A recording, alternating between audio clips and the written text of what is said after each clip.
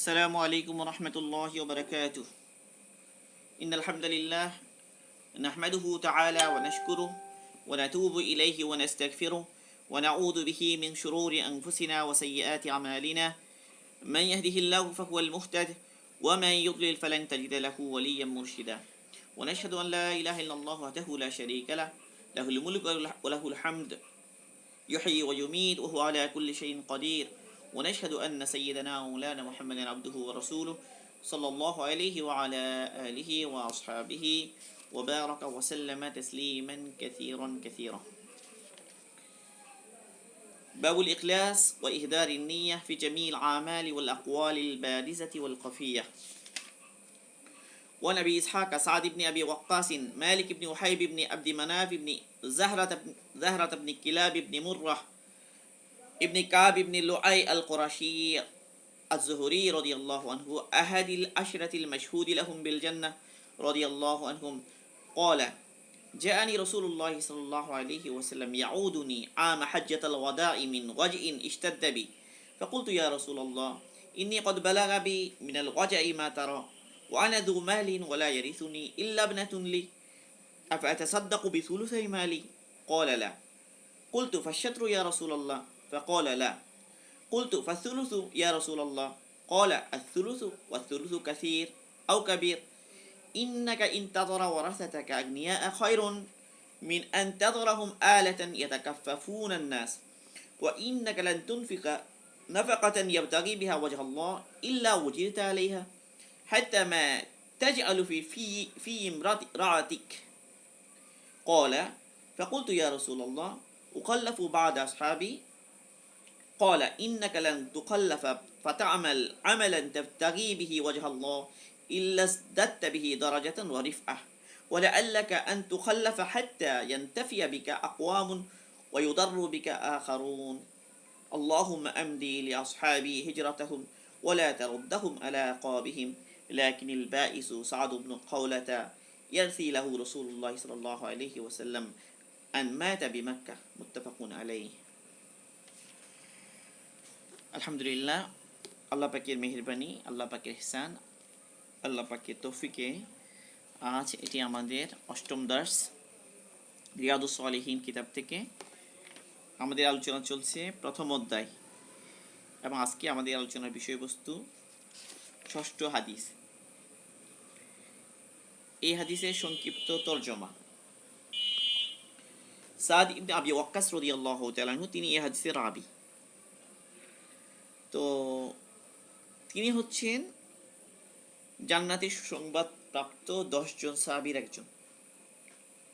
তিনি বলেন, রাসূল সাল্লাল্লাহু আলাইহি ওয়াসাল্লাম আমাকে দেখতে এলেন বিদায় হজের সময়ে। আমি খুব অসুস্থ হয়ে পড়েছিলাম মক্কায়, সেখানে আল্লাহ রসুল আমাকে দেখতে এলেন। আমি বললাম, হে আল্লাহ রসুল, আমার তো খুবই অসুস্থতা বেড়ে গেছে, আমি খুবই অসুস্থ হয়ে পড়েছি, আপনি দেখছেন। আর আমি আলহামদুলিল্লাহ মালদার মানুষ, এবং আমার ওয়ারিসদের মধ্যে কেবল একজনই আছে যে আমার মেয়ে। এখন আমি কি হে আল্লাহ রসুল, আমার মালের 2/3, 3 ভাগের 2 ভাগ কি আমি সদকা করে দিব? আল্লাহ রসুল বললেন যে না। এবার আমি আবার বললাম, ইয়া রাসূলুল্লাহ, আমি কি তাহলে আমার মালের অর্ধেক সদকা করে দেব? আল্লাহ রসুল বললেন যে না। এবার আমি আবার জিজ্ঞেস করলাম, হে আল্লাহ রসুল, তাহলে আমি আমার মালের 3 ভাগের 1 ভাগ সদকা করে দিই? আল্লাহ রসুল বললেন, 3 ভাগের 1 ভাগ হতে পারে, বাকি 3 ভাগের 1 ভাগ সেটাও অনেক বেশি। নিশ্চয়ই তুমি তোমার ওয়ারিসগণকে ধনী রেখে যাওয়া উত্তম, অনেক উত্তম, তাদেরকে অভাবী রেখে যাওয়া চাইতে, যে এই অবস্থায় যে তারা অভাবের কারণে মানুষের কাছে হাত পাততে বাধ্য হয়। অভাবী রেখে যাওয়া এমন অবস্থায় যে অভাবের কারণে তারা মানুষের কাছে হাত পাতে, এর চাইতে উত্তম হলো তুমি তাদেরকে তুমি মালদার অবস্থায় রেখে, ধনী অবস্থায় রেখে যাও, সেটা উত্তম। কারণ নিশ্চয়ই তুমি যে কোনো মাল খরচ করবে, এবং সেই মাল খরচ দ্বারা তোমার উদ্দেশ্য হবে কেবল আল্লাহকে সন্তুষ্ট করা, এমন যদি হয় তাহলে তুমি সেই মাল খরচের উপর নেকি পাবে। চাই সেটা তুমি তোমার স্ত্রীর মুখে যে লোকমা তুলে দাও সেটা হোক না কেন, মানে তুমি যে তোমার স্ত্রীর মুখে লোকমা তুলে দাও, সেই লোকমা তুলে দেওয়ার সময়ও যখন তুমি সেটার দ্বারা আল্লাহ পাকে সন্তুষ্টি নিয়ত করবে, তো সেখানেও তো তুমি নেকি পাচ্ছ। আমি বললাম হি আল্লাহ রসুল, এটা হলো দ্বিতীয় অংশের পরে। এরপর আমি বললাম হি আল্লাহ রসুল, আমি কি আমার ভয় হচ্ছে, আমি কি মানে মক্কায় কি আমি ইন্তেকাল করে যাব, ফলে আমি ফজিলতের দিক দিয়ে আমার অন্য সাথীদের কাছ থেকে পিছিয়ে পড়বো হে আল্লাহ রসুল। মানে এখানে শব্দটা হলো, তিনি বলছেন যে ইয়া রাসূলুল্লাহ ওখাল্লাফু বাদ আসহাবি, আমি কি আমার সাথীদের কাছ থেকে পিছিয়ে পড়বো। এই পিছিয়ে পড়ার মানা হলো দুইটা।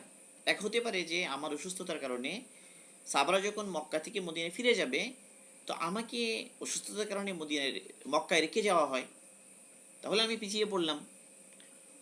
অথবা আমার যদি মক্কা ইন্তিকাল হয়ে যায়, মক্কা থেকে তো আমি আল্লাহর সন্তুষ্টির জন্য হিজরত করে মদিনায় চলে গিয়েছি, আবার সেই মক্কাতেই যদি আমার ইন্তিকাল হয়ে যায়, তো আশঙ্কা হলো যে মক্কায় ইন্তিকাল হয়ে গেলে হিজরতের যে নেকি, সেই নেকি কিছু কমে যায় কিনা, এই আশঙ্কার কারণে তিনি বলছেন যে আল্লাহ রসুল, যে আমার আশঙ্কা হচ্ছে যে আমি কি আমার ইন্তিকাল হয়ে যাবে এখানে মক্কায়, আর আমি সবের দিক দিয়ে পিছিয়ে পড়বো, এই আমার আশঙ্কা হচ্ছে। তখন আল্লাহ রসুল বললেন এই কথা যে না, সেরকম হবে না, মানে তুমি থেকে যাবে না, বরং এরপরেও তুমি অনেক নেক আমল করবে আল্লাহ পাকের সন্তুষ্টির জন্য, যেই সমস্ত নেক আমলের মাধ্যমে তোমার মর্যাদা বেড়ে যাবে আল্লাহ পাকের কাছে, এবং সম্ভবত তুমি আমার পরেও জীবিত থাকবে দুনিয়াতে, এবং তোমার দ্বারা অনেক জাতি উপকার হাসিল করবে, এবং অনেকেই তোমার দ্বারা ক্ষতিগ্রস্ত হবে। এরপর আল্লাহ রসুল দোয়া করা শুরু করলেন। আল্লাহ রসুল বললেন হে আল্লাহ, আপনি আমার সাহাবাদের হিজরতকে পরিপূর্ণ করে দিন, এবং তাদেরকে হক থেকে আবার হক থেকে বাতিলের দিকে ফিরিয়ে নিয়ে যাবেন না। এমন যেন না হয় যে তারা দিন থেকে পিছনে পড়ে যায়, দিন থেকে সরে যায়, এরকম যেন না হয়। রসুল দোয়া করলেন। এবং সাথে আল্লাহ রসুল, মানে এই কথাটা এখানে যুক্ত আছে সাথে, যে লাকিনিল বাইসু সাদ ইবনে খাওলাতা ইয়ারসি লাহু রাসূলুল্লাহ সাল্লাল্লাহু আলাইহি ওয়াসাল্লাম আন মাতা বিমাক্কাতা। রাসূল সাল্লাল্লাহু আলাইহি ওয়াসাল্লাম একজন সাহাবী, খাওলা, সাদ ইবনে খাওলা, ওনার এক স্ত্রী ছিল মক্কায়, উনি হিজরত করে চলে গিয়েছেন। এখন সেই স্ত্রীর সাক্ষাতের জন্য তিনি মক্কায় এসেছেন, এটা আগের ঘটনা। সেখানে সেই অবস্থায় তিনি অসুস্থ হয়ে ইন্তিকাল করেছেন। এখন রসুল সাল্লাল্লাহু আলাইহি ওয়াসাল্লাম এই যে মক্কায় এসে ইন্তিকাল করেছেন উনি, এই কারণে রসুল সাল্লাল্লাহু আলাইহি ওয়াসাল্লাম তার জন্য আফসোস করেছেন আগে। তো এই জন্য ওই সেই কথাটা এখানে রাবি এনেছেন এই জন্য, যে যেহেতু সাদ ইবনে খাওলা তিনি মক্কায় ইন্তিকাল করার কারণে আগে রসুল তার উপরে আফসোস করেছেন, এবং তার জন্য রসুল শোক প্রকাশ করেছেন এটার উপরে, যে যদি এমন না হতো। তো এখন সাদ ইবনে আবি ওয়াক্কাস উনি প্যারেশান হচ্ছেন এই জন্য, যদি হজ করতে এসে ওনার ইন্তিকাল হয়ে যায় মক্কায়, তো মক্কা থেকে তো উনি আল্লাহর সন্তুষ্টির জন্য হিজরত করে চলে গিয়েছিলেন, সে মক্কাতেই যদি আবার ইন্তিকাল হয়ে যায়, তো উনি আশঙ্কা করছেন যে আমার যে হিজরতের নেকি আল্লাহর জন্য করেছি সেটা কমে যায় কিনা। এই আশঙ্কা থেকে তিনি আল্লাহ রসুলকে এই কথাটা বললেন। এখন এর জবাবে আল্লাহ রসুল তাকে আশা দেখালেন যে না, তোমার ইন্তিকাল হবে না, তুমি পিছনে রয়ে যাবে না, বরং তুমি এরপরে অনেক বেশি নেকামল করবে, যে সমস্ত নেকামল আল্লাহর জন্য করবে, ফলে তোমার ফজিলত আরো অনেক বাড়বে, তোমার মর্যাদা আরো অনেক বাড়বে, অনেক বেশি নেকামলের সুযোগ তুমি পাবে। এমনকি সম্ভবত তুমি আমার পরেও, আমি দুনিয়া থেকে চলে যাওয়ার পরেও তুমি জীবিত থাকবে, এবং তোমার দ্বারা অনেক মানুষ লাভবান হবে, এবং অনেকেই আবার তোমার দ্বারা ক্ষতিগ্রস্ত হবে। এতটুকু বলে আল্লাহ রাসূল সমস্ত সাহাবীদের জন্য দোয়া করলেন, হে আল্লাহ, আপনি আমার সাহাবীদের হিজরতকে পরিপূর্ণ করে দিন, এবং তাদেরকে হকের উপর অটল রাখুন, যেন কেউ হক থেকে ফিরে না যায়, কেউ মোরতাদ হয়ে না যায়, দিন থেকে সরে না যায়। এই জন্য আল্লাহ রাসূল দোয়া করছেন। এই হলো মোটামুটি হাদিসের মানা।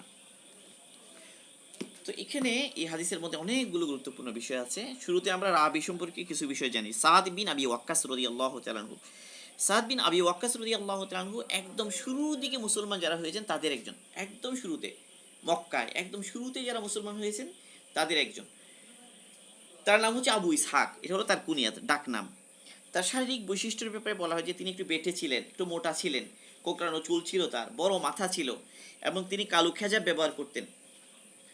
17 বছর বয়সে তিনি ইসলাম গ্রহণ করেন, তিনি যখন ইসলাম গ্রহণ করেছেন তখন কিন্তু নামাজও ফরজ হয়নি, মানে নামাজের যে ফরজ বিধান সেটা তখনও কি হয়নি, নাজিল হয়নি, নামাজের ফরজিয়ত আসেনি। ওই অবস্থায় মুসলমান হয়েছেন এবং ইসলাম গ্রহণ করার কারণে ওনাকে অনেক বড় পরীক্ষা দিতে হয়েছে, বিশেষ করে ওনার মা ওনাকে অনেক বেশি ওনার সাথে কঠোরতা শুরু করেন ইসলাম কবুল করার পরে।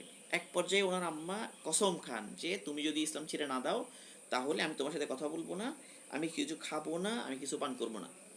এই অবস্থায় 3 দিন পার হয়ে যায় যে মা কিছু খাচ্ছেন না, কিছুই পান করছেন না। এক পর্যায়ে অবস্থা খুব শোচনীয় হয়ে যায়, মুমূর্ষু হয়ে যায়। তো ওনার আরেক ভাই আম্মারা তিনি তার মাকে এই অবস্থায় জোর করে পানি পান করিয়ে দেন। কিন্তু এত কঠিন অবস্থায়ও তিনি ইসলাম ছাড়েননি। এত কিছুর পরেও মা যত জোরাজোরি করুন না কেন তিনি ইসলাম ছাড়ার জন্য রাজি হননি। সাদ বিন আবি ওয়াক্কাস তিনি অনেক হাদিসও বর্ণনা করেছেন।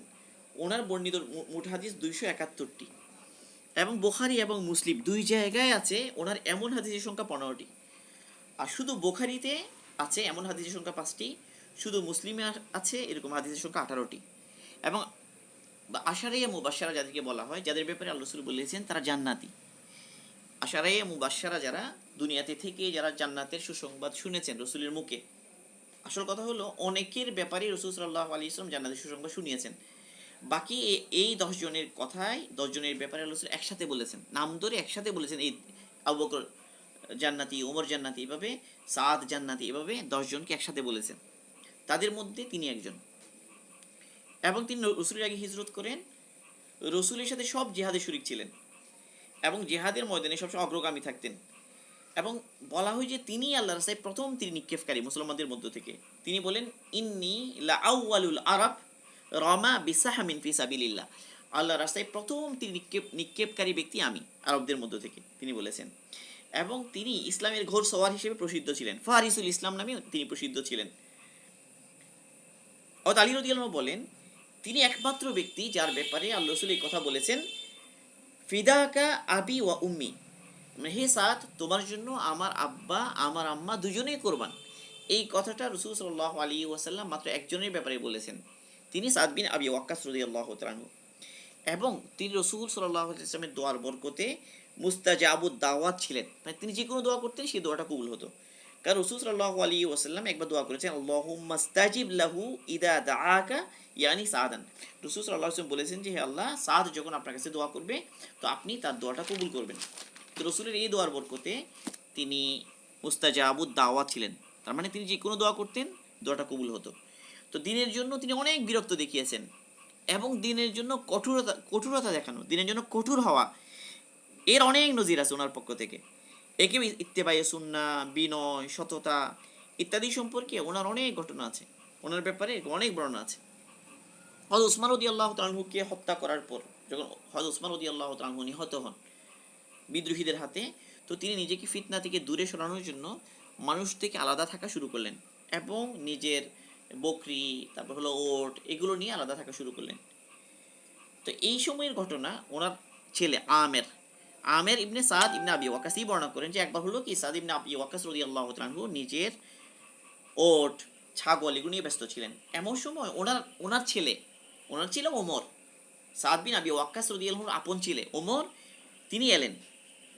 যেই মাত্র সাদ বিন আবি ওয়াক্কাস রাদিয়াল্লাহু আনহু ওমরকে দেখলেন, তিনি বললেন যে হে আল্লাহ, আপনি আমাকে এই আরোহীর খারাপি থেকে আমি আপনার কাছে পানা চাই। তো ওমর এসে তার নিকট এসে সরি থেকে নামলেন, নেমে বললেন যে আপনি আপনার ওট আর ছাগল নিয়ে ব্যস্ত আছেন, এদিকে মানুষ রাজত্ব নিয়ে ঝগড়া করছে, আপনি তাদেরকে ছেড়ে দিয়েছেন এই হালতে, আপনি তাদের থেকে আলাদা হয়ে গিয়েছেন আর তারা ঝগড়া করছে রাজত্ব নিয়ে, ফেতনার মধ্যে পড়ে গেছে, আপনি নিজেকে আলাদা করে রেখেছেন না, আপনি এদেরকে আলাদা করে রাখার কারণে ওরা এই সমস্যার মধ্যে পড়েছে। এই কথাটা হলো এরকম।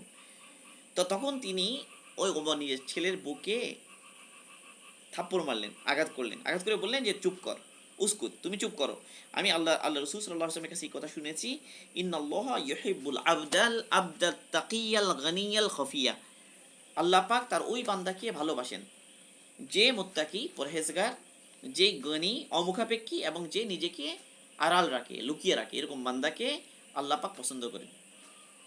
বস্তুত তিনি যে ফিতনা থেকে বাঁচার জন্য যে দূরে সরে আছেন, তো কোনো সাহাবীরাও, অনেক সাহাবীরা এই যে বিভিন্ন যখন ইখতিলাফ শুরু হয়ে গেল অনেক সাহাবীরা নিজেকে গুটিয়ে রেখেছেন ফিতনার মধ্যে না পড়ার জন্য। তাহলে বোঝা গেল যে মানে ফিতনার সময়ে ফিতনায় পড়ে যাওয়ার আশঙ্কা থাকলে নিজেকে গুটিয়ে রাখা, এটারও প্রমাণ সাহাবাদের মধ্যে আছে। যে কোনো ইখতিলাফের সময়, যে কোনো একটা বিরোধের সময়, যে ফিতনা যখন প্রবল হয় তখন ফিতনা থেকে গুটিয়ে রাখা, এটার পক্ষেও কি আছে, সাহাবাদের আমল আছে। তো উনি ইন্তিকাল করেন আকিক নামক একটা জায়গায়, ওনার ইন্তিকাল হয়, এখানে ওনার বাড়ি ছিল, এখানে ইন্তিকাল করেন, যে জায়গাটা মদিনা থেকে 10 মাইল দূরে। এরপরে ওনার ইন্তিকালের উপরে মানুষ তাকে কাঁধে করে তার লাশ নিয়ে আসে মদিনাতে। মদিনার গভর্নর যিনি ছিলেন মারওয়ান, তিনি তার জানাজা পড়ান। এবং বলা হয় যে মদিনায় ইন্তিকাল করা মুহাজিরদের মধ্যে তিনি সর্বশেষ, মানে সর্বশেষ যে মুহাজির মদিনায় ইন্তিকাল করেন তিনি সাদ বিন আবি ওয়াক্কাস। তো সাদ বিন আবি ওয়াক্কাস অনেক ফজিলতের অধিকারী, কিন্তু উনি অনেক বীরত্ব দেখিয়েছেন জিহাদের ময়দানে। এবং সাদ বিন আবি ওয়াক্কাস রাদিয়াল্লাহু তাআলা আনহুর হাতেই ইরাক জয় হয়, ইরাক যে বিজয় হয় ওনার হাতে, ইরাক বিজয়ী উনি অনেক ফজিলতওয়ালা। তো যাই হোক, আমরা যে হাদিসটা পড়েছি এই হাদিস থেকে অনেকগুলো মাসাইল বের হয়, ফিকহুল হাদিস বলে এই অংশকে। মানে হাদিসের মধ্যে কিছু থাকে ফিকহুল হাদিস, মানে হাদিস থেকে ফেকা বের হয়, মাসাইল বের হয়, এটা একটা বিষয় হাদিস থেকে। 2 নাম্বার হলো হাদিস থেকে নিজের আখলাকগত শিক্ষা, আমলগত শিক্ষা, ইমানের সবক সব পাওয়া যায়। বিভিন্ন ক্ষেত্রে একটা হাদিস থেকে অনেক ধরনের ইবরত পাওয়া যায়। ইমানের ক্ষেত্রে রাহাবারি পাওয়া যায়, আখলাকের ক্ষেত্রে রাহাবারি পাওয়া যায়, আমলের ক্ষেত্রে রাহাবারি পাওয়া যায়। তো এখানে 4টা বিষয়, 4টা মাসাইল। এক হলো অসুস্থ ব্যক্তিকে দেখতে যাওয়ার হুকুম কি, এটা একটা মাসাইল, যে আল্লাহ রসুল গিয়েছেন তাকে দেখার জন্য। হজ্জাতুল বিদায় হজের সময়ে অসুস্থ হয়ে পড়লেন, রসুল তাকে দেখতে গেলেন। এখন রুগী দেখতে যাওয়া, এটা তো সুন্নত, এটা সমস্ত ফুকাহারা একমত যে রুগী দেখতে যাওয়া এটা কি একটা আমাল ফজিলতপূর্ণ, এটা সবাই একমত। বাকি রুগী দেখতে যাওয়াটা কি ফরজ, না ওয়াজিব, না সুন্না, না মুস্তাহাব, মানে এটা একটা মাসাইল। মানে এখন রুগী দেখতে যাওয়া একটা ফজিলতপূর্ণ আমাল হাদিসে এসেছে। এখন ধরা যায় যে আমার একজন প্রতিবেশী অসুস্থ হয়ে পড়লো, এখন তাকে দেখতে যাওয়া কি আমার উপর ওয়াজিব, ফরজ, কোন পর্যায়ের? তো ইবনে হাজম রহিমাহুল্লাহ একজন সাহাবী আছেন, একজন মানে ফকি আছেন, তার মত হলো কমপক্ষে একবার প্রতিবেশী যদি অসুস্থ হয় এবং দেখতে যাওয়া সম্ভব হয়, তো কমপক্ষে একবার দেখতে যাওয়া ফরজ। এটা ওনার মাযহাব, ওনার মাযহাব এটা। কিন্তু ইমাম নবী রহিমাহুল্লাহ তিনি বলেন যে জুমহুর ফুকাহারা এই কথার উপর একমত, এই কথার উপর একমত যে যে কেউ যদি অসুস্থ হয়ে যায়, তো অসুস্থ হয়ে গেলে তাকে দেখতে যাওয়াটা ওয়াজিব নয়। সেটা ফজিলতপূর্ণ, এটা ঠিক আছে, এটা সুন্না, ফজিলত আছে এটার উপর, নেকি আছে, কিন্তু ওয়াজিব নয়। মানে ওয়াজিব যদি বলা হয় তো গুনাহ হবে দেখতে না গেলে, মানে ওয়াজিব নয়। এটা হলো, এটা নকল করেছেন তিনি ইমাম নবী রহিমাহুল্লাহ শরহুল মুহাজ্জাব, এটা ওনারই কিতাব, ওনার লেখা, এই কিতাবে উনি নকল করেছেন। আল্লামা শাওকানি রহিমাহুল্লাহ ওনার নাইলুল আওতার একটা কিতাব আছে, সেখানেও এই কথাটা তিনি নকল করেছেন। এটা হলো একটা মাসাইল। তাহলে বোঝা গেল যে অসুস্থ ব্যক্তিকে দেখতে যাওয়া এটা সুন্নাহ, এটা ওয়াজিব নয়। মানে কোনো কারণে যদি দেখতে যেতে না পারে তাহলে গুনাহগার হবে না। বাকি দেখতে যাওয়াটা উত্তম, ফজিলতপূর্ণ, যেহেতু অনেক ফাজাইল এসেছে। 2 নম্বর মাসাইল যেটা, যে একজন ব্যক্তি অসুস্থ হয়ে গেল, অসুস্থ অবস্থায় নিজের অসুস্থতার কথা, কষ্ট যে পাচ্ছে কথা মুখ দিয়ে বলতে পারবে কিনা, যে আমার কষ্ট হচ্ছে, আমার শরীরের অসুস্থতা বেশি বেড়ে গেছে, নিজের অবস্থা খারাপ হয়ে যাচ্ছে, কষ্ট পাচ্ছে, এই কথাগুলো বলাটা জায়েজ কিনা, জায়েজ না না জায়েজ। এই হাদিসের মধ্যে দেখা যাচ্ছে কি সাদ বিন আবি ওয়াক্কাস রাদিয়াল্লাহু তাআলা আনহু রাসূলকে বললেন, হে আল্লাহর রাসূল, আমার খুব কষ্ট হচ্ছে, আপনি দেখছেন আমি একদম খুব মুমূর্ষু অবস্থায় পৌঁছে গিয়েছি, মানে নিজের অসুস্থতার হালতটা তিনি বলছেন। এখন এই বলাটা কি, এটা কি ফরজ, ওয়াজিব, নাকি এটা মাকরু, নাকি এটা হারাম, এটা কি বলা যাবে না যাবে না, এটা একটা মাসাইল। ইমাম নবী রহিমাহুল্লাহ বলেন যে সঠিক উদ্দেশ্যে, যদি উদ্দেশ্য সঠিক হয়, সঠিক নিয়তকে সামনে রেখে, ধরা যায় কেউ আমাকে দেখতে আসলো, আমি অসুস্থ, তো তার কাছ থেকে দোয়া নেওয়ার জন্য, দোয়া পাওয়ার জন্য বলা জায়েজ। একইভাবে নিজের অবস্থা বলে ফতোয়া নেওয়ার জন্য, ধরা যাক যে অসুস্থ, এখন দাঁড়াতে পারছে না, তো নামাজ কেমনে পড়বে, তো এই কথা জিজ্ঞেস করতে গেলে তো নিজের অবস্থা বলতে হবে, আমার এই হালত, এই হালত আমি কি করব, তো ফতোয়া নেওয়ার জন্য নিজের অসুস্থতার হালতটা বলা জায়েজ। একইভাবে চিকিৎসার জন্য ডাক্তার এসেছে, ডাক্তারকে প্রকৃত হালত না বললে বুঝবে কেমনে তিনি, কিসের ভিত্তিতে তিনি চিকিৎসা দিবেন, তো এই জন্য চিকিৎসা পাওয়ার জন্য বলা, এটা জায়েজ। তাহলে নিজের দোয়া চাওয়ার নিয়তে। তারপর হলো ওসিয়ত, অনেক সময় ওসিয়ত করতে হয় মৌতের আগে। তো ওসিয়ত কখন করে মানুষ, যখন খারাপ অবস্থা হয়, তো ওসিয়তের আগে নিজের অবস্থা বলে ওসিয়ত করা, এটাও কি জায়েজ। কিন্তু ওসি একটা বিষয় এখানে মনে রাখতে হবে, অসন্তুষ্টি প্রকাশ করার উদ্দেশ্য হতে পারবে না। মানে আল্লাহ পাকের ফায়সালায় নারাজি প্রকাশমূলক কোনো শব্দ বের হতে পারবে না। মানে আল্লাহ পাকের ফায়সালায় রাজি আছেন, অসুস্থ ব্যক্তি আল্লাহ পাকের ফায়সালায় রাজি আছেন, আল্লাহ পাককে অসুস্থতা দিয়েছেন, এই হালতে রাজি। কোনো আল্লাহ পাকের ফায়সালার উপরে, তাকদীরের উপরে অসন্তুষ্টিমূলক কোনো শব্দ বের করতে পারবেন না, এবং ওই অসন্তুষ্টি অন্তরে থাকতে পারবে না। বাকি এই শর্তে নিজের অবস্থা বলা, খারাপ হয়ে গেছে শরীর, এটা জানানোর মধ্যে কোনো দোষের কিছু নেই। কিন্তু যদি অন্তরে অসন্তুষ্টি থাকে, অসন্তুষ্টির সাথে যদি বলে, সেটা কিন্তু মাকরু, মানে মাকরু তাহারিমি বা হারামের কাছাকাছি এরকম। অসন্তুষ্টি প্রকাশ করার জন্য বলা যায়, জায়েজ নয়। আর এরকম যদি কেউ বলে, কোনো অসুস্থ ব্যক্তি, অসুস্থতার একটা নেকি আছে না, অসুস্থ হয়ে গেলে আল্লাহ পাক নেকি দেন, গুনাহ মাফ করে দেন। এই যে অসুস্থতার কারণে যে নেকিটা কমে যায়, অসুস্থ হয়ে গেলাম, এখন আমি শুধু অভিযোগ করলাম, অসন্তুষ্টি প্রকাশ করলাম, যেটার দ্বারা নারাজি বোঝা গেল, আল্লাহ পাকের ফায়সালায় আমি রাজি না এরকম বোঝা গেল, তাহলে এরকম যদি হয়ে যায়, তাহলে আমার যে নেকি এটা কমে যাবে। কারণ অসুস্থ অবস্থা একটা নেকি, অসুস্থতা আল্লাহ পাক নেকি দেন। আগে সব আমার লেখা হতে থাকে। এক ব্যক্তি অসুস্থ হওয়ার আগে এগুলো তাহাজ্জুদ পড়তো, এখন অসুস্থতার কারণে তাহাজ্জুদ পড়তে পারে না, তার নেকি সে পাচ্ছে। ওজরের কারণে বিভিন্ন আমল করতে পারে না, সব নেকি পাচ্ছে। আর এমনিতেই সবরের কারণে নেকি পাচ্ছে অসুস্থ অবস্থায়। এই সব নেকি কমতে থাকে যখন সে অভিযোগ করে। এটা গেল 2 নম্বর মাসআলা। 3 নম্বর হলো ওয়াসিয়তের হুকুম। এখানে উনি আল্লাহ রসুলের কাছে বললেন যে, আল্লাহ রসুল, আসলে এখানে মূল ঘটনাটা আরো বিস্তারিত বলেছেন ওলামা ইকরাম, মানে বিভিন্ন সরার মধ্যে। সৈয়দ আহমদ কলমপুর ইসাব রহিমাহুল্লাহ ওনার বুখারী শরীফে যে সরা লিখেছেন, তিনি সেখানে আরেকটু বিস্তারিত বলেছেন। তিনি বলেছেন আসলে তার উদ্দেশ্য ছিল এটা যে, আমার মেয়ে একটা, তাকে আমি বিয়ে দিয়ে দিয়েছি, যেখানে বিয়ে দিয়েছি সে অবস্থা সম্পন্ন, তার কোনো জরুরত নেই, প্রয়োজন নেই, অভাবই না, সে সুন্দরভাবে সে চলছে। কারণ এই অবস্থায় যদি আমার মালের 3 ভাগের 2 ভাগ আমি সাদকা করে দিই গরিব মুসলমান বা আরো যারা অভাবী তাদের জন্য, আমার দিলে চাচ্ছে, তো আমি এটা ওসিয়ত করে দিব কিনা। তো আল্লাহ রসুল বললেন যে না, 3 ভাগে 2 ভাগ করাটা ঠিক হবে না। তিনি বলেন তাহলে অর্ধেক সৎকা করে দিই, অর্ধেক ওসিয়ত করে দিই। আল্লাহ রসুল বললেন যে না, অর্ধেকও করা যাবে না। আল্লাহ রসুল বললেন যে 3 ভাগের 1 ভাগ, 3 ভাগের 1 ভাগ তুমি ওসিয়ত করতে পারো, কিন্তু 3 ভাগের 1 ভাগও অনেক। এখন ফুকাহারা বলেন, ওনারা একমত যে এই কথার উপরে, মৃত্যুর সময় ওসিয়ত করাটা জায়েজ, এই জায়েজের উপরে সবাই একমত। এখন ওসিয়ত করাটা, এটার হুকুম কি? এটা কি ফরজ, নাকি এটা ওয়াজিব, নাকি এটা মুস্তাহাব, না এটা কেবল জায়েজ মুবাহ, কোনটা? এটা নিয়ে হলো আমাদের মধ্যে ইখতিলাফ। এখন তবে মানে এদের মধ্যে কেউ ওয়াজিব বললেও বা কেউ মুস্তাহাব বা মুবাহ বললেও, ইবনে আব্দুল বার রহিমাহুল্লাহ, উনি একজন ফকি বা ইমাম হাম্বলি মাযহাবের, ওনার একটা বিখ্যাত কিতাব আছে হাম্বলি মাযহাবের কিতাব আল মুগনি। এই আল মুগনি কিতাবের মধ্যে উনি কথা বলেছেন যে, এই কথার উপর জুমহুর ফুকাহাগণের ইজমা, মানে সমস্ত জুমহুর ফুকাহা এই কথার উপর একমত যে ওয়াসিয়ত করাটা ওয়াজিব নয়, মানে মওতের সময় ওসিয়ত করতেই হবে এরকম, এরকম ওয়াজিব নয়, বরং সেটা মুস্তাহাব বা মুবাহ।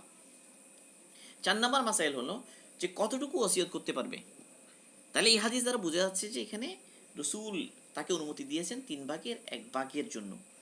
তাহলে বোঝা গেল যে ওসিয়ত যদি মানুষ করে, তাহলে উচিত যে 3 ভাগের 1 ভাগের মধ্যে ওসিয়ত করা, যা রেখে যাচ্ছে তার 3 ভাগের 1 ভাগের মধ্যে ওসিয়ত করবে। এখন যদি ওসিয়ত এর চাইতে বেশি করে ফেলে, তাহলে সেটা কার্যকর হবে না। একজন মানুষ মারা গেলে প্রথমে তার সম্পদ থেকে, তার রেখে যাওয়া সম্পদ থেকে তার দাফন কাফনের ব্যবস্থা করতে হবে। এই দাফন কাফনের খরচ এটা কে দিবে? ওই ওনার যে রেখে যাওয়া সম্পদ থেকে ব্যবস্থা করা হবে, 1। 2 নাম্বার, ওনার যদি কর্জ থাকে সেই কর্জ পরিশোধ করা হবে। 3 নাম্বার, উনি যদি ওসিয়ত করে গিয়ে থাকেন, সেই ওসিয়তটা যে 3 ভাগের, আর বাকি যে টাকা সম্পদ আছে তার 3 ভাগের 1 ভাগ এর মধ্যে তার ওসিয়তটা কার্যকর হবে, এবার ওসিয়ত পূরণ করা হবে। ওসিয়ত পূরণ করার পরে এই মাল তার আওলাদদের মধ্যে, ওয়ারিসদের মধ্যে বন্টন করা হবে। তাহলে এই হাদিস দ্বারা বোঝা গেল যে ওসিয়ত করাটা 3 ভাগের 1 ভাগ, যেটা রসুল বলেছেন। তো ওসিয়ত করাটা ওয়াজিব নয়, যদি করে তো 3 ভাগের 1 ভাগের মধ্যে করা চাই। 3 ভাগের 1 ভাগের চেয়ে যদি বেশি করে, তাহলে সেটা কার্যকর হবে না, কার্যকর হবে 3 ভাগের 1 ভাগের ভিতরে, এবং তাও দাফন কাপন এবং তার কর্য পরিশোধ করার পর। দাফন কাপনে খরচ যা হলো সেটা, এরপরে তার কর্য, এরপরে ওসিয়ত, এরপরে ভাগ বাটোয়ারা হবে। এই ভাগ বাটোয়ারা হওয়ার আগ পর্যন্ত কোনো ওয়ারিস কোনো মাল থেকে কোনো কিছু অন্যদেরকে না বলে নিয়ে যেতে পারবে না। যদি নিয়ে যায় কি হবে? হারাম হবে। অনেক সময় মানুষ মারা গেলে মানুষ মেজবান দেয়, মেজবান দিয়ে কার টাকা থেকে, উনি যে রেখে গেছেন সম্পদ, এখান থেকে মেজবান দিল। অনেক সময় হয় কি, এই মেজবান ওখানে উনি হয়তো রেখে গেছেন নাবালেক, নাবালেকরা ইয়াতিম হয়ে গিয়েছে, এবং ইয়াতিম নাবালেক এখন তার ওই টাকা সহ খরচ করে মেজবান দেওয়া হলো। তাহলে দেখেন এই মেজবানি গোশত যারাই খাবে, ওখানে যারাই খাবার খাবে সবাই হারাম খাবে। কারণ এখানে তো ইয়াতিমের মাল এসে গিয়েছে, এবং আল্লাহ পাক ইয়াতিমের মাল ভক্ষণ করাকে আগুন খাওয়ার সাথে কি করেছেন, তুলনা দিয়েছেন। জাহান্নামের আগুন ভক্ষণ করলো যারা ইয়াতিমের মাল আত্মসাৎ করলো। তাহলে এই যে ইয়াতিমের সম্পদ যদি ঢুকে যায় এভাবে, তাহলে এই খাবার খাওয়া কি হবে না, জায়েজ হবে না। মানুষ এই সমস্ত মাসাইল একদম খেয়াল করে না। মানুষ মনে করে মারা গেলে মেজবান দিতে হবে, এই করতে হবে, সেই করতে হবে। দেখা যায় যে উনি যে সম্পদ রেখে গেলেন সেখান থেকেই মেজবান দেওয়া হয়, অথচ ওখান থেকে ওনার প্রথম দাফন কাফন, এরপর ওনার কর্য থাকলে কর্য পরিশোধ করতে হবে, এরপর ওসিয়ত করে গেলে ওসিয়ত যেটা এটা বাস্তবায়ন করতে হবে। ওসিয়ত বাস্তবায়ন করার পরে যে টাকা থাকবে, সম্পদ থাকবে, এটা ওয়ারিসদের মধ্যে বন্টন হবে। বন্টন হওয়ার আগে কি করতে পারবে না, বন্টন হওয়ার আগে এটা কিছুই করতে পারবে না। এখানে ওই টাকা খরচ করে মেজবান দেয়া, বা যে কেউ ইচ্ছে মতো কিছু জিনিস নিয়ে গেল। অনেক সময় মোবাইল থাকে, যিনি মারা গেলেন উনি একটা মোবাইল রেখে গেলেন, ট্যাক্স ছেলে এটা কাউকে না বলে মোবাইল যদি নিয়ে নেয়, এটা জায়েজ হবে না, মানে এটাও উঠবে কোথায়, ওই সম্পদ বন্টনের মধ্যে উঠবে। মুফতি মোহাম্মদ শফি রহিমাহুল্লাহর একটা চমৎকার ঘটনা আছে। একবার হলো কি, মুফতি মোহাম্মদ শফি রহিমাহুল্লাহ ওই তাকি ওসমানী সাহেব হুজুরকে উনি বললেন যে আমার জন্য পানি নিয়ে আসো। তো তিনি পানি এনেছেন ওনার আম্মার গ্লাসে করে। তো আম্মার গ্লাসে করে পানি এনেছেন, এখন ওনার রুমের মধ্যে ওই গ্লাসটা আছে। তো পানি খাওয়ার পর উনি বারবার বলতে লাগলেন যে গ্লাসটা রেখে আসো তোমার আম্মার রুমে। তো উনি রাখতে ভুলে গেলেন। এরপর উনি আবার ডাকলেন যে তো কি তুমি গ্লাসটা রেখে আসো তোমার আম্মুর রুমে। তিনি আব্বু যে কোনো সময় তো রাখা যাবে।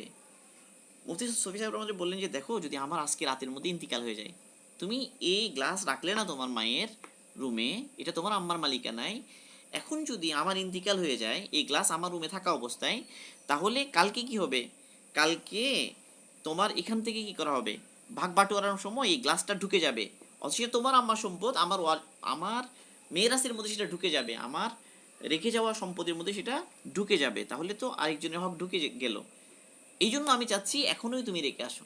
তো ওনারা কত সচেতন ছিলেন।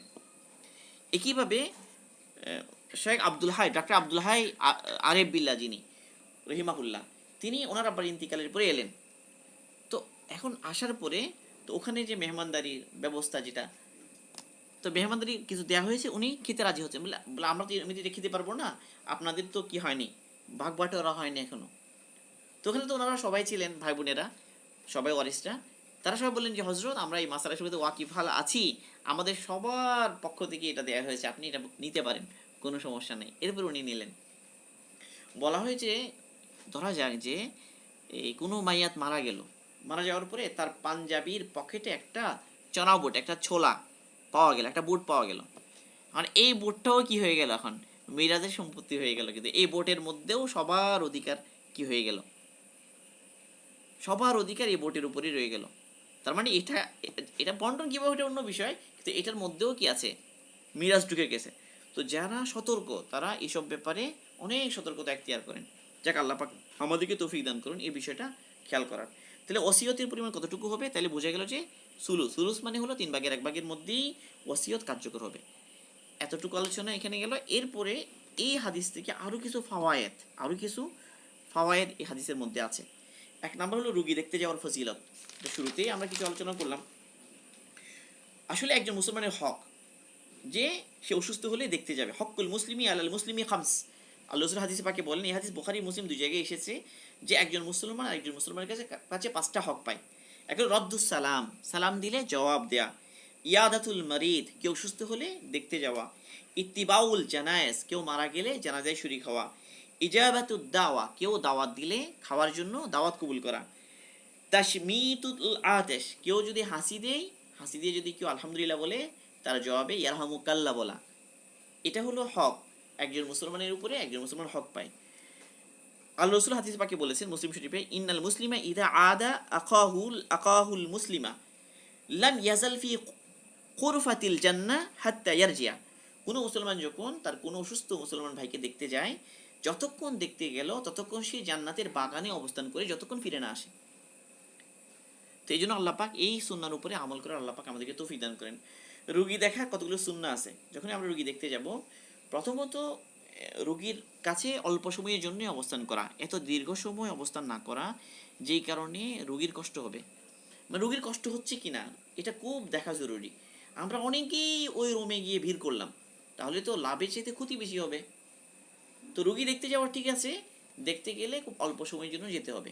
এমন কোনো কিছু না হওয়া চাই যা রুগী আরও ক্ষতি হবে, এমন কোনো আচরণ করা যাবে না। অল্প সময়ের জন্য অবস্থান করতে হবে।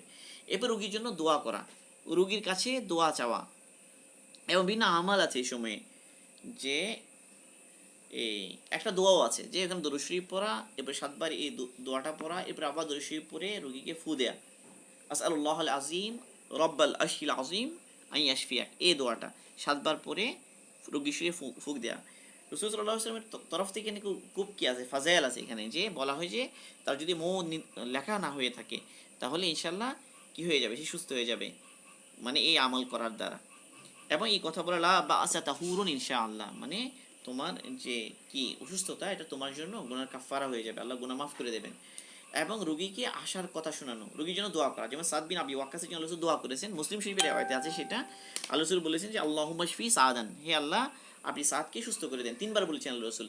তাহলে বোঝা গেল রোগীর জন্য 3 বার দোয়া করা সুন্নাত।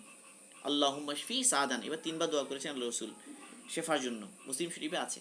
রোগীর জন্য সুস্থতা দেওয়া করা, রোগীকে আশার বাণী শোনানো, যেমন আল্লাহ রাসূল এখানে শোনালেন যে না তুমি সুস্থ হবে, ফিরে যাবে, এবং তুমি আরো বেঁচে থাকবে। রসুল তো অবশ্য কি ছিলেন, রসুল তো নবী ছিলেন, রসুলকে আল্লাহ পাক জানিয়ে দিয়েছেন, এলম রসুলের কাছে এসে গেছে, তাহলে রসুল তো একিনের সাথে বলতে পারেন, কিন্তু আমরা তো একিনের সাথে বলতে পারবো না।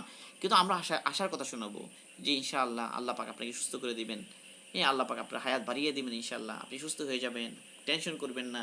তো রোগীকে আশার বাণী শোনানো এটাও সুন্নাহ। আল্লাহ পাক আমাদেরকে রোগী দেখার যে সুন্নাহ এগুলো আমল করার তৌফিক দান করুন। আচ্ছা, এরপরে 2 নম্বর বিষয় এখানে হজ্জতুল বিদা। হজ্জতুল বিদা অনেক গুরুত্বপূর্ণ একটা ইভেন্ট, মানে ইসলামের ইতিহাসে এবং দাওয়াতের ইতিহাসে হজ্জতুল বিদার অনেক গুরুত্ব। হজ্জতুল বিদাকে বিদা বলা হয় কেন, মানে রাসূল সাল্লাল্লাহু আলাইহি ওয়াসাল্লামের সাথে শেষবারের মতো দেখা হয়েছে। মিরাজের হকদার, এটা অনেক লম্বা মাসাইল, এটা কিন্তু এখানে আলোচনা করা সম্ভব হবে না, অনেক বড় বিষয়, অনেক বেশি লম্বা সময় লাগবে। এটা ইনশাআল্লাহ আল্লাহ পাক তৌফিক দিলে কখনো যদি সুযোগ হয়।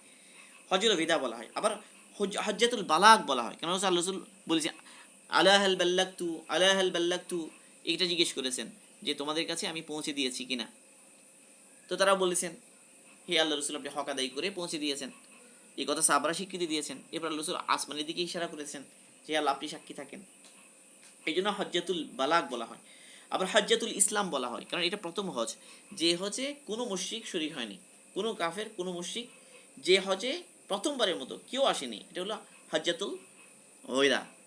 এ হজের সময় হজ্জাতুল ওয়াদা এটাতে, তো এই জন্য এটার অনেক ফজিলত, দাওয়াতের অনেক রসিকের নসিহত করেছেন, বিদায় হজের ভাষণ আছে, অনেক নসিহত আছে, অনেক গুরুত্বপূর্ণ কথা আছে, অনেক হকের ব্যাপারে আল্লাহ রাসূল কথা বলেছেন। এটা অন্য সময়ে আমরা আলোচনা করবো আল্লাহ তৌফিক দিলে, বা আমরা নিজেরাই জেনে নিতে পারি কি বলছেন আল্লাহ রাসূল, অনেক নসিহতপূর্ণ কথা আছে এখানে।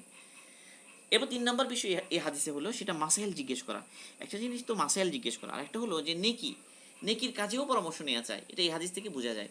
যেমন সাদ বিন আবি ওয়াক্কাস রাদিয়াল্লাহু তাআলা আনহু, ওনার দিলে ইচ্ছে হলো যে আমি 3 ভাগের 2 ভাগ সাদাকা করে দিই, এটা নেকির কাজ, দিলে অসুবিধা কি, কিন্তু উনি এরকম চিন্তা করেননি, তিনি রাসূল সাল্লাল্লাহু আলাইহি ওয়াসাল্লামকে জিজ্ঞেস করলেন হে আল্লাহ রাসূল এরকম করা আমার জন্য ঠিক হবে কি হবে না, আমি এরকম সাদকা করতে চাই, আপনি কি বলেন।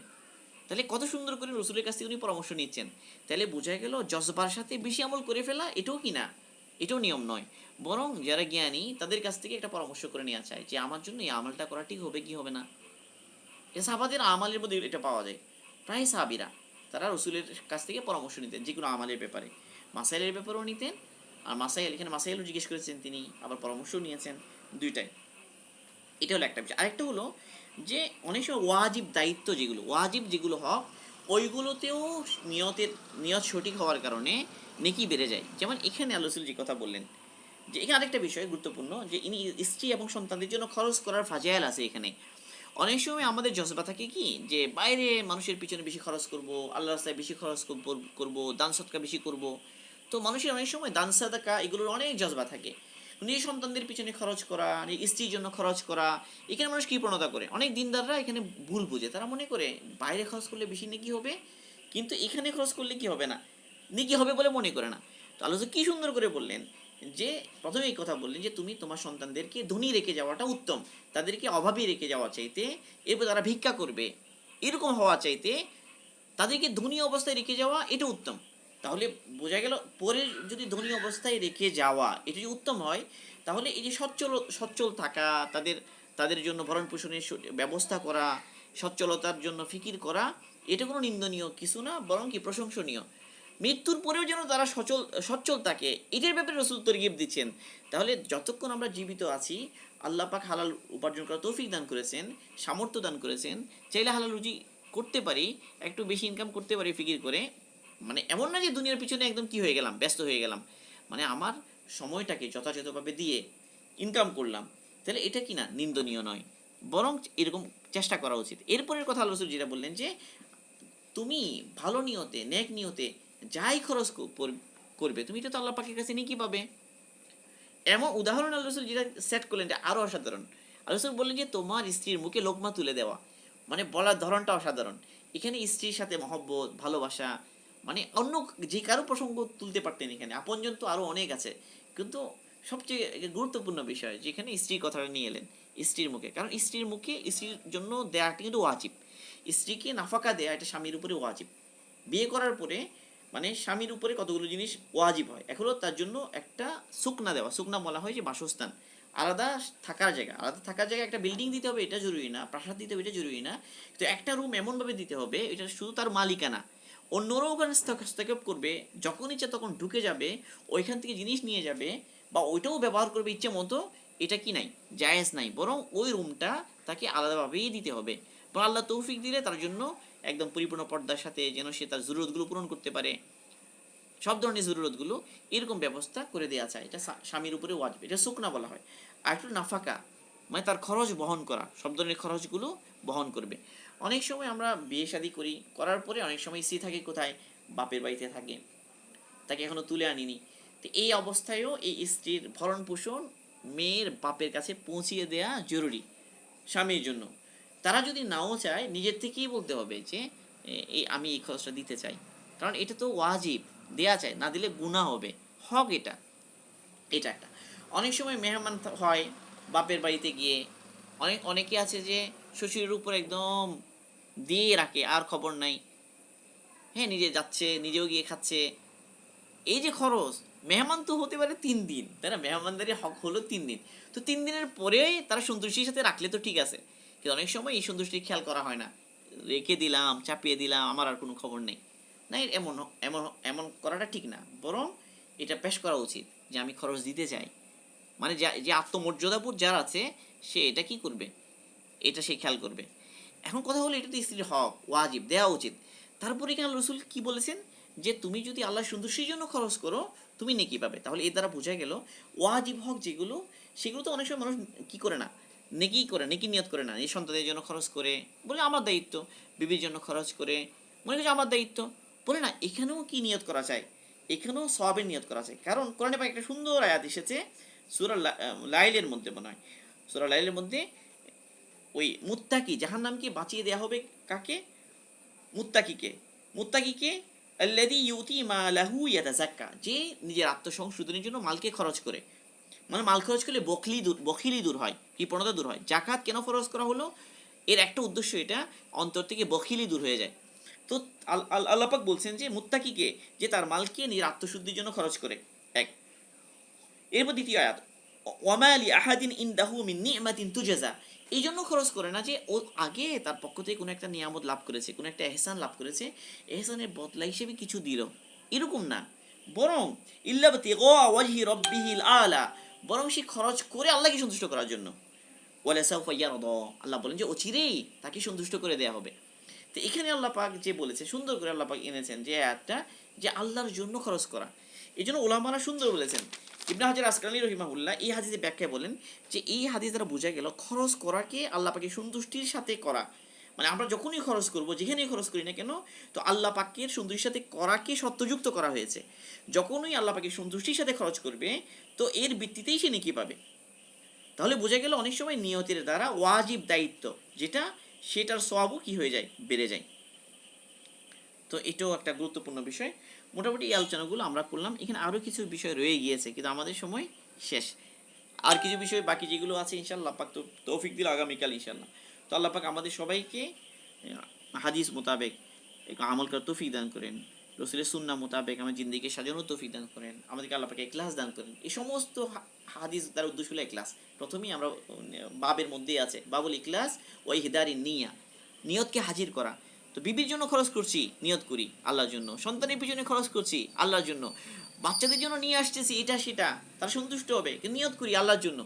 নিয়ত করবো আমরা এখানে, আমাদের নেকি পারবে ইনশাআল্লাহ। এবং নিয়ত করা চাই, কারণ খরচ করা এটা আল্লাহর জন্যই হওয়া চাই।